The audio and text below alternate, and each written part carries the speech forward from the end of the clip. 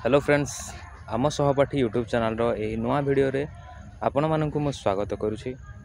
गत काली 6 सेप्टेम्बर 2025 आम रेभेन्सा विश्वविद्यालय रे ओडिया विभाग रे आमे भागवत जन्मोत्सव पालन करिछु।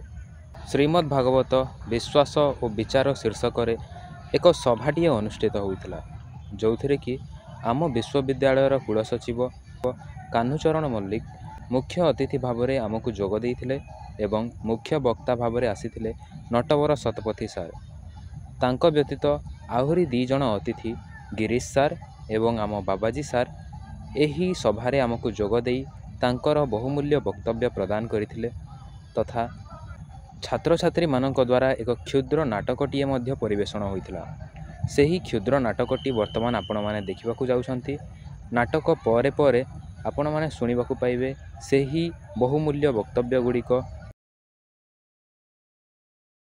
भागवत अभ्यास करू जीवनीय ओडिया जातिर जीवन वेद अति बड़ी जगन्नाथ दास प्रणीत भागवत आम नीतिदिनिया जीवनर प्रत्येक जटिल प्रश्न समाधान यही अमृतधारा भागवत सकल निगम रूपक वृक्षर पक्व फल रूपे यही भागवत सर्वदा दिगहरा पथिक को देखाई दिए मुक्ति एवं सदानंदर मार्ग। ओडियार प्रतिटी प्राणस्पंदन रे सते जेपरी यही नवाक्षरी छंदरे रचित पुस्तकर प्रत्येक धाड़ी स्वर्णाक्षरे लिपिबद्ध होई रही जाइछि। भाद्रव मास पूर्णिमा तिथि रे प्रत्येक ओडिया घरे यही भागवत यही पवित्र पुस्तकर पूजार्चना हेबा सहित आनंद मनरे भक्तिभाव सहकारे यही पुस्तक पढ़ा जाई थाए। यही तिथिटी पवित्र भागवत जन्म रूपे प्रसिद्ध। ओडिशार प्रतिटी पुरे पुरे यही भागवतर प्रचार प्रसार पाई गढ़ी उठिछि भागवत टुंगी। यही भागवत टुंगी क्रमे पालटि जाइछि प्रति ग्रामर सामाजिक जीवनर प्राणकेन्द्र।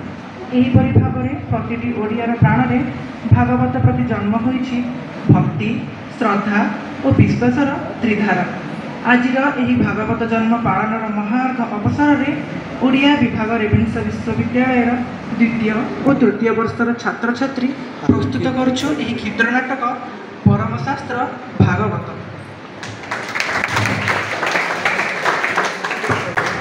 नमस्कार।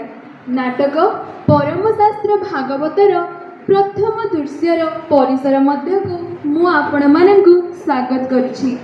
आपण माने एही दृश्य देखिबे गोटे घरे जने वृद्धा नारी मरण शय्यारे उपनीता एवं तांको बहु और तांको नातीक मध्य कथोपकथन चले।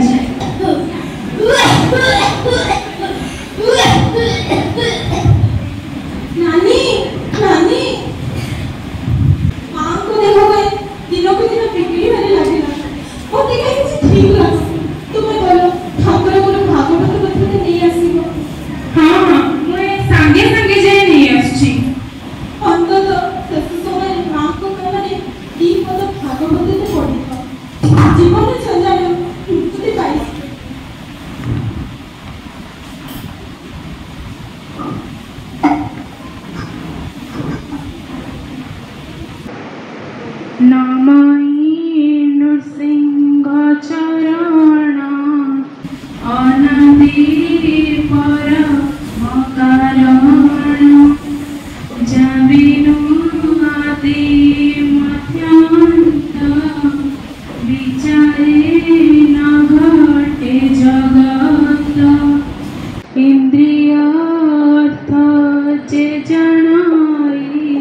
स्वते जे नित्य प्रकाशई आनंद मने वेदसार ब्रह्मांडे जे कला विसार।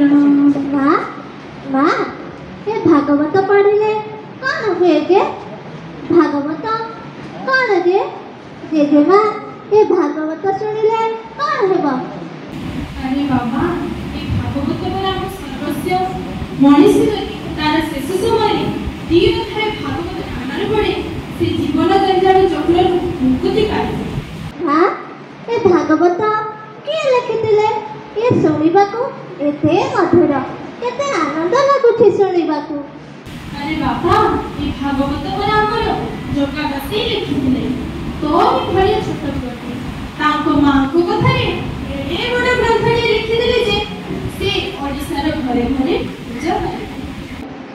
ଜଗା ଗୋସେଇ ସେ କିଏ ଯେ? ଆଉ ତାଙ୍କ ମା ତାଙ୍କୁ କ'ଣ କହିଲେ କି? ତେବେ ଦର୍ଶକ ବନ୍ଧୁ, ଆପଣମାନେ ତ ଦେଖିଲେ କିଭଳି ଭାବରେ ମରଣ ଶଯ୍ୟାରେ ଉପନୀତ ହେଉଥିଲା ବେଳେ ତଥା ମଣିଷର ଶେଷ ସମୟରେ ମଧ୍ୟ ଆମେମାନେ ଭାଗବତ ପାଠ କରୁଛୁ। କାଳେ କଥାରେ ଅଛି ଭାଗବତ ଶେଷ ସମୟରେ ଶୁଣିଲେ ମୁକୁତି ପାଆନ୍ତି। ତେଣୁ ତାହା କ'ଣ ସତ? ଆଉ ସେ ଛୋଟ ପିଲାଟି ମନରେ ମଧ୍ୟ ଏଭଳି ଭାବରେ ପ୍ରଶ୍ନ ଉଠୁଛି ଯେ ଭାଗବତ କ'ଣ, ଭାଗବତକୁ କିଏ ରଚନା କରିଥିଲେ? ତେଣୁ ଭାଗବତ କିଏ ରଚନା କରିଥିଲେ ଓ କାହିଁକି ରଚନା କରିଥିଲେ, ଆସନ୍ତୁ ଦେଖିବା ଆମ ପରବର୍ତ୍ତୀ ଅଧ୍ୟାୟରେ।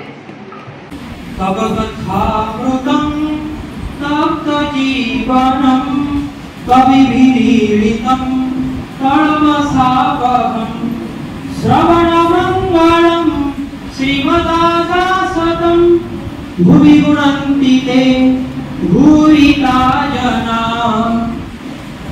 पद्मा पंडित कौन कहले कि हो मत कि बुझा पड़िला से कथा तो मु कहूँ बुझा न पड़े कृष्ण लीला शुणी लाभ कौन काला आगे मूला चबेला भाया लगुच मुझे से भावुली मो गेरस्थ बंची बेले भागवत पदे अधे शुणा पाऊनी से सरबत भेद दिन मुतक भी सौभाग्य पाऊनी तुम्हें टे सांग को पचारूना से जदि टे बुझे दियंते हो शांति कौन है श्लोकटा टिके ओडिया रे व्याख्या करि देउतनी आमे सब मूर्ख माई बजले कहि देले टिके मुक्ति पाई जानतो। मुक्ति पाइबा केते इच्छा सहज मूर्ख माइपी जाति तादेर संस्कृत श्लोकर ओडिया अनुवाद सुनिबा को तमर मन रे एते आग्रह कौड़ी आनिछ कौड़ी काई शांति कौड़ी कोठ आनी जे गरीब विधवा ब्राह्मण कृष्ण रसरे टिके हजिबा पाई आसीथिले भाबुथिले श्लोकटा बुझे देले ए मूर्ख माइपी जातिरा मुक्ति पाई जानता।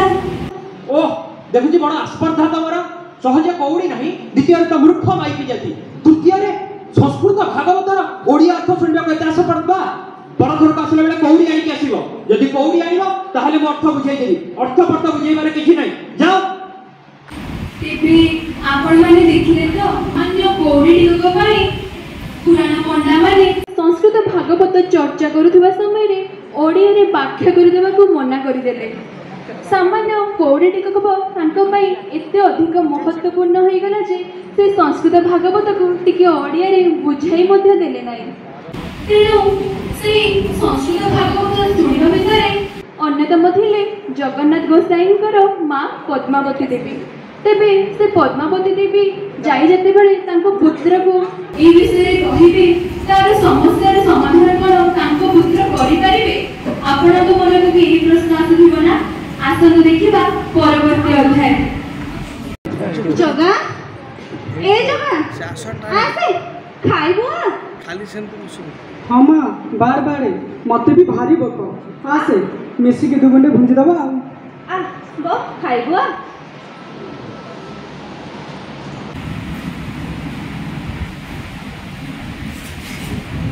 माँ तू आज मुझे खाइबी कि माँ ना रे मामा मोर इच्छा नहीं तू खाई दे।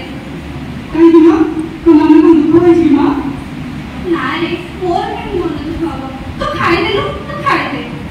माँ तू कौन भावुच तू मत ना कहले मु तो मन कथा बुझी पारिबी तू मत कह तू प्रतिज्ञा करी कहू माँ तू मत कह तो समस्या समाधान मु निश्चय करी देउळ को जाईथि पुराण पंडा बसी दुई पद भागवत पढुथि दुई पद अर्थ न बुझिबारे मना करी केते कथा ताश्चर्य करी कहि देई गले। तर माँ तुम परी तो अन्य मन के बुझी पारि नथिबे हाँ मु काहि मो भली अनेक लोक एहार अर्थ बुझि पारि नाहांती। तर माँ यार कोन किछि प्रतिकार नहीं माँ अछि प्रतिकार अछि यदि आम भाषा आम ओडिया भाषा भागवत रचना करा जाय मो काहि मो भली अनेक लोक एहार अर्थ बुझि पारिबे। तर माँ जब ये समस्या समाधान अच्छी तेरे ये पवित्र कर्म मो हस्ते संपादन है एते खेती करो पारिबो हाँ तू निश्चय पारिबो मो मन कहछि तू निश्चय पारिबो। प्रभु जगन्नाथ तो नना आशीर्वाद सब तो ऊपर अछि। तर माँ नन्द का कुटुंब पति काम है मैं भी रचना करी आगे तो खाई दे आगे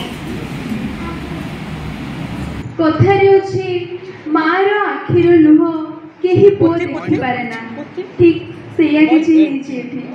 ଯେତେବେଳେ ଜଗନ୍ନାଥ ଦାସ ତାଙ୍କ ମାଙ୍କ ଆଖିର ଲୁହ ଦେଖିଛନ୍ତି, ସେ ମଧ୍ୟ ପ୍ରତିଜ୍ଞା କରିଛନ୍ତି କି ସେ ସଂସ୍କୃତ ଭାଗବତକୁ ଓଡ଼ିଆରେ ରଚନା କରିକି ରହିବେ। ଯେତେବେଳେ ତାଙ୍କ ମାଙ୍କ ଆଖିର ଟୋପାଏ ଲୁହକୁ ସେ ପ୍ରତିଜ୍ଞା କରିଛନ୍ତି, ସେ କିପରି ବା ତାହାକୁ ନ କରିବେ? ତେବେ ସେ ତାହାକୁ କାର୍ଯ୍ୟରେ ପରିଣତି କରିପାରୁଛନ୍ତି କି ନାହିଁ? ଆସନ୍ତୁ ଦେଖିବା ଏହି ଅଧ୍ୟାୟରେ।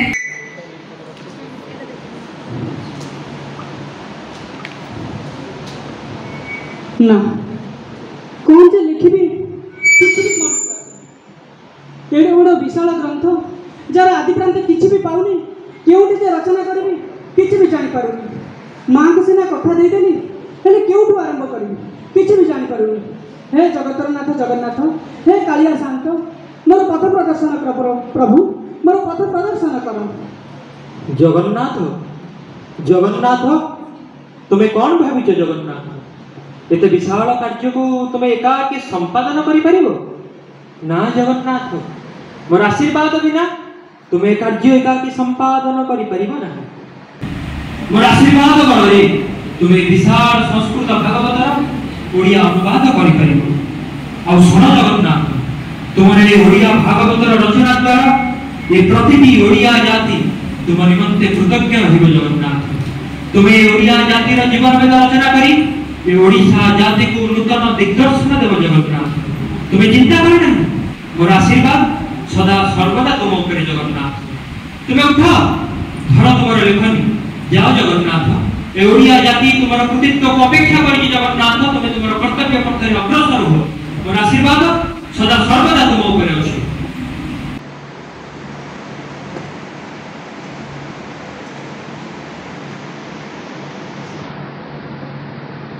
हे प्रभु, ମୁଁ ତ ନିମିତ୍ତ ମାତ୍ର, ଆପଣ ହିଁ ମୋର ସାହା ଭରସା। ମୁଁ ସେଇ ନୃସିଂହଙ୍କୁ ଆଦ୍ୟରେ ରଖି ରଚନା କରୁଛି ଓଡ଼ିଆ ଜାତିର ଜୀବନ ବେଦ ଭାଗବତ।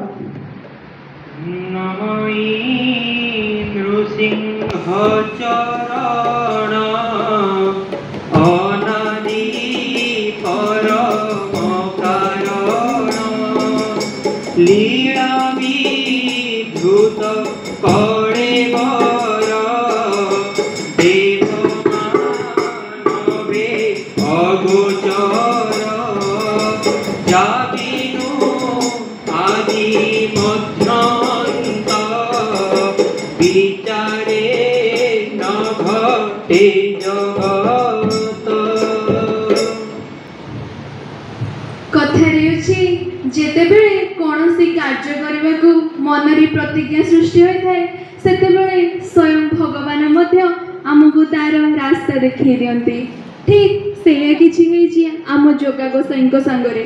ଯେତେବେଳେ ସେ ତାଙ୍କ ମାଙ୍କ କଥାରେ ଓଡ଼ିଆରେ ଅନୁବାଦ କରିବା ପାଇଁ ପ୍ରତିଜ୍ଞାବଦ୍ଧ ହୋଇଛନ୍ତି, ସେହି ସମୟରେ ସ୍ୱୟଂ ଜଗନ୍ନାଥ ମଧ୍ୟ ତାଙ୍କୁ ସାହା ହୋଇଛନ୍ତି। ତାଙ୍କ କଲମ ମୁନରେ ସହାୟକ ହୋଇ ସେ ରଚନା କରିଛନ୍ତି ଓଡ଼ିଆ ଭାଗବତ। ତେଣୁ ସେ ତାର ପ୍ରଚାର ଓ ପ୍ରସାର କିପରି କରୁଛନ୍ତି, ଆସନ୍ତୁ ଦେଖିବା ଏହି ଦୃଶ୍ୟରେ।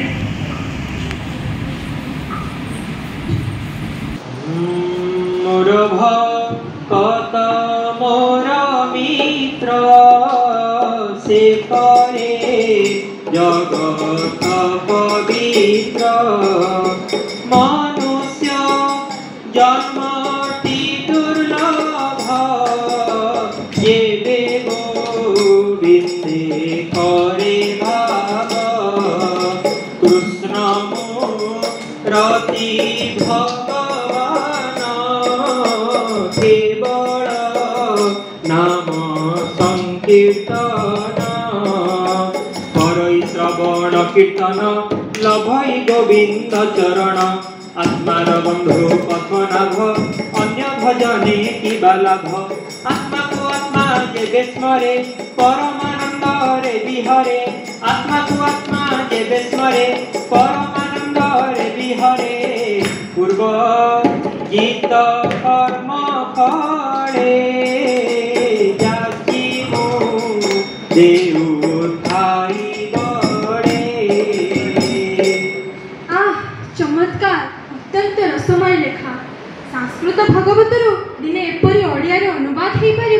ଏଇ ସ୍ୱପ୍ନରେ ସୁଦ୍ଧା ଭାବିନଥିଲି। ହଁ ପରା, ଶୁଣିଲା ବେଳକୁ ମୋର ପ୍ରାଣ ସାକ୍ଷାତ ଗୋବିନ୍ଦଙ୍କୁ ଦର୍ଶନ କରୁଛି। ଜଗା ଗୋସାଇଁ, ତୁମେ ତ ଭାରି ବଢ଼ିଆ ଗୀତ ଲେଖୁଛ। ସଂସ୍କୃତ ଭାଗବତରେ ଏଡ଼େ ମାତୃତ୍ୟ ଥିଲା ନା? ଆମେ ତ ମୂର୍ଖ ଲୋକ। ତୁମେ କ'ଣ ଜାଣିଛ? ଦି ଧାଡ଼ି ଟିକେ କହୁନ। ମା, ହଁ କହୁଛି ଶୁଣ। ଏ ପୁରାଣ ହେଉଛି ସକଳ ପୁରାଣ ମଧ୍ୟରେ ସାର। 4ଟି ବେଦ ରୂପକ ବୃକ୍ଷର ପକ୍ୱ ଫଳ ହେଉଛି ଏ ଭାଗବତ। ଏ ଭାଗବତରେ କ'ଣ ଲେଖା ଅଛି ଶୁଣ। ସେ ସାଧୁ ଜନଙ୍କର ଧର୍ମ ଗୋବିନ୍ଦ, ମାୟା ବର୍ଜିତ ଶୁଦ୍ଧ କର୍ମ ଗୋବିନ୍ଦ। ତାଙ୍କ ବିଚାରେ ଧର୍ମ ଯେତେ ଗୋବିନ୍ଦ, ଶୁଣ କହିବା ଦୃଢ଼ ଚିତ୍ତେ ଗୋବିନ୍ଦ। ଲକ୍ଷ ଲକ୍ଷ ଯେତେ ପ୍ରାଣୀ ଗୋବିନ୍ଦ, ବୋଧ ବିଚାରେ ପରିମାଣୀ ଗୋବିନ୍ଦ। ସେ ଧର୍ମ ନାହିଁ ଅନୁମାନି ଗୋବିନ୍ଦ, ଏଣେ ସଂସାରେ ଯେତେ ଜ୍ଞାନୀ ଗୋବିନ୍ଦ। ସେ ବସ୍ତୁ ଅଛି ଜହିଁ ପୁରୀ, ଯାହା ଚିନ୍ତନ୍ତି ବ୍ରହ୍ମଚାରୀ। ଶ୍ରବଣ ମାତ୍ରେ ମୋକ୍ଷ ପାଇ, ତାପ ତ୍ରିତାପ କ୍ଷୟ ଯାଇ। ହୃଦଏ ବସଇତ କ୍ଷଣ, ଅନାଦି ପ୍ରଭୁ ନାରାୟଣ। ଏଣୁ ଅଧିକ ଅନ୍ୟ ଗ୍ରନ୍ଥେ, କି ପ୍ରୟୋଜନ ଏ ଜଗତେ। ଏଣୁ ଏ ଭାଗବତ ଯେହି, ଶ୍ରବଣ ମାତ୍ରେ ଭକ୍ତି ହୋଇ। ଏ ଭାଗବତର ମହିମା, କେ ଚିନ୍ତି ପାରେ ଗୁଣ ସୀମା। সকল শাস্ত্র ফল এহি, শ্রী ভাগবত নাম জহি।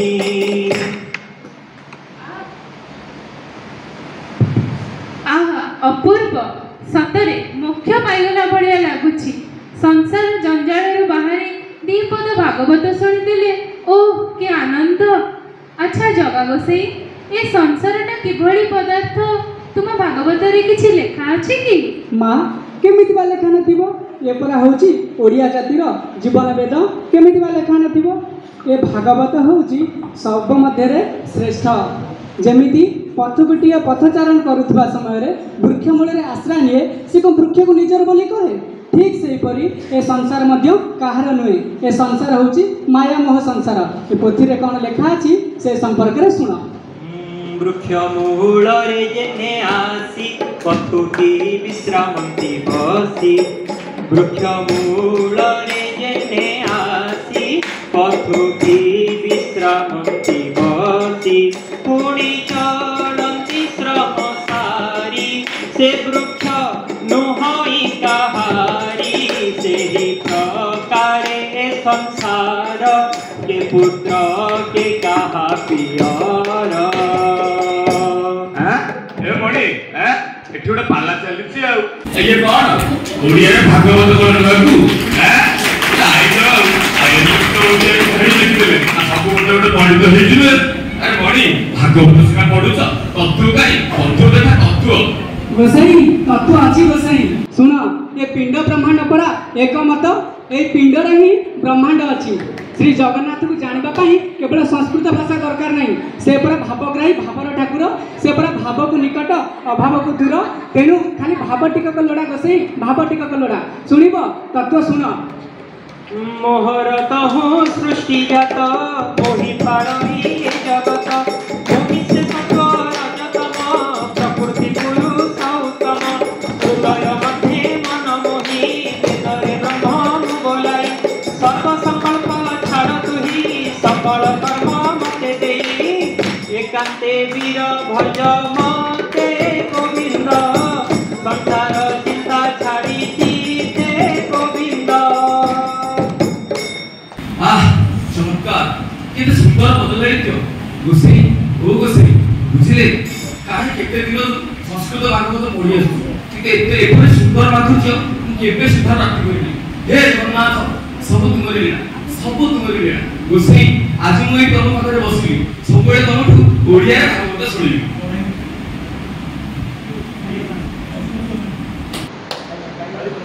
अच्छा जगा गोसाई गुरु को बिना तो मुक्ति नहीं गुरु को बाबद को तुम्हें तुम भागवत रे किछि लिखिछ ना नहीं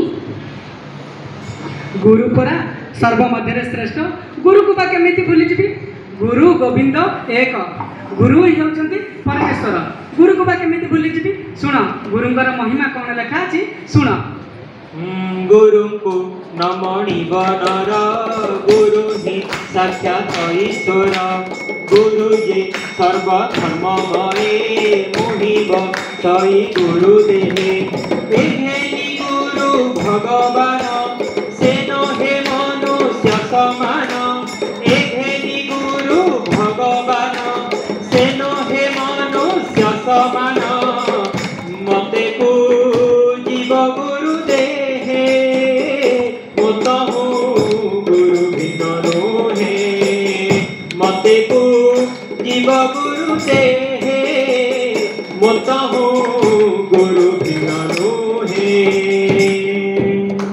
अपूर्व अपूर्व जग गोसाई ए जंजाल जीवन भितरे भक्तिर सरल मार्ग कौन माँ भक्तिर सरल मार्ग होउची शाश्वत प्रेम से चका आखि निज आखि को मिसई देले भक्ति आपे आपे झरी आसे भक्ति संपर्क रे कोन लेखा अछि मन देई सुन मोर भक्ति जेबे नहीं पवित्र नुहे तार देही मोर भक्ति जेबे नहीं पवित्र नुहे तार देही मोर भक्त मोर मित्र से करे जगत पवित्र मोर भक्त मोर मित्र से करे जगत पवित्र जगन्नाथ जगन्नाथ जगन्नाथ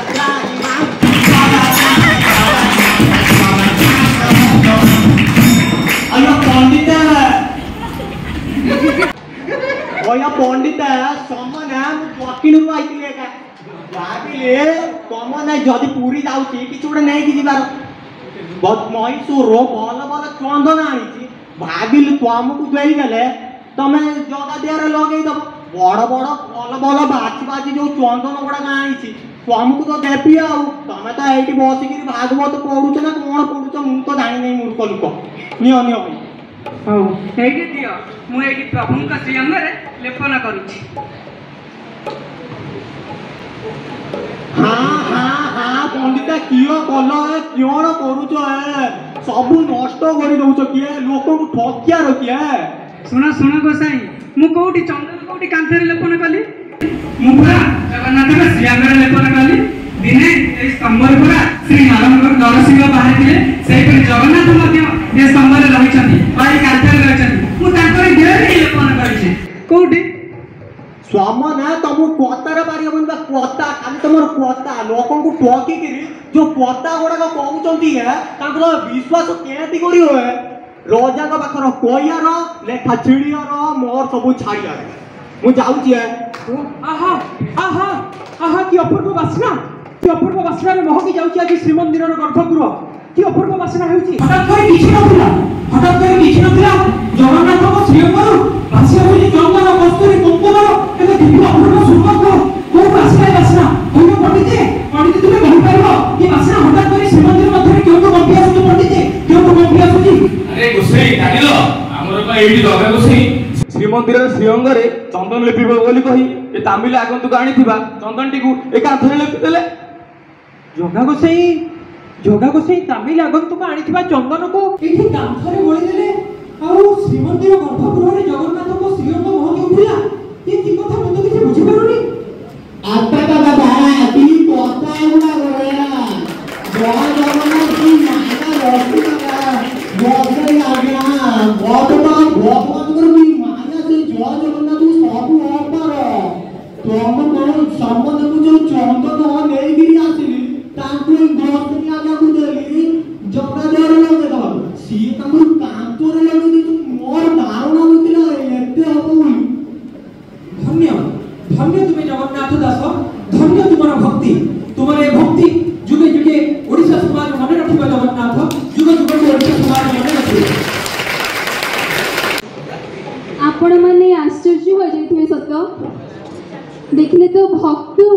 ଭଗବାନଙ୍କ କିଭଳି ସଂଯୋଗ।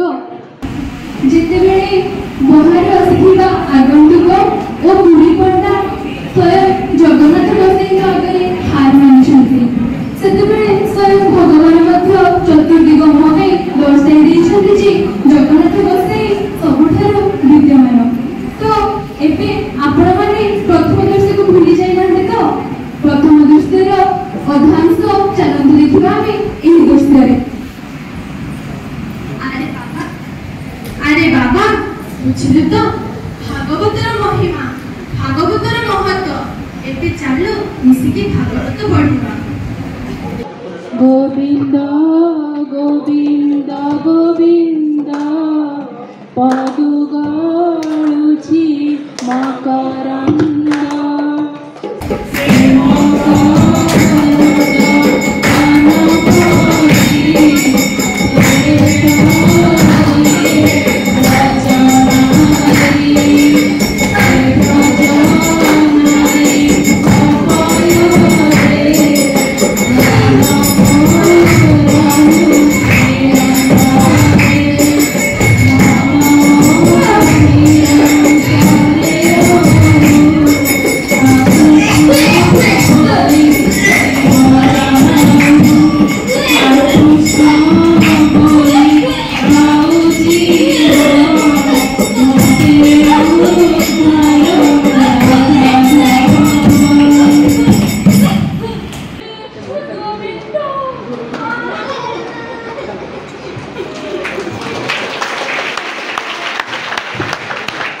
ତାହେଲେ ଆମେ ଏବେ ସମସ୍ତେ ମିଶି ଗୋଟିଏ ପ୍ରତିଜ୍ଞା କରିବା।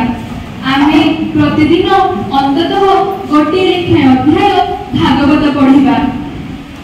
ପରମ ଶାସ୍ତ୍ର ଭାଗବତ।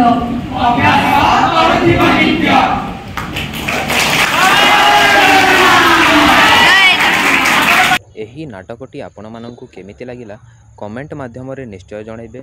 ଏବଂ ଚାଲନ୍ତୁ ଏବେ ଶୁଣିବା ଆମ ଗହଣରେ ଉପସ୍ଥିତ ଥିବା ଏହି ଅତିଥିଗଣଙ୍କର ବହୁମୂଲ୍ୟ ବକ୍ତବ୍ୟ ଗୁଡ଼ିକ।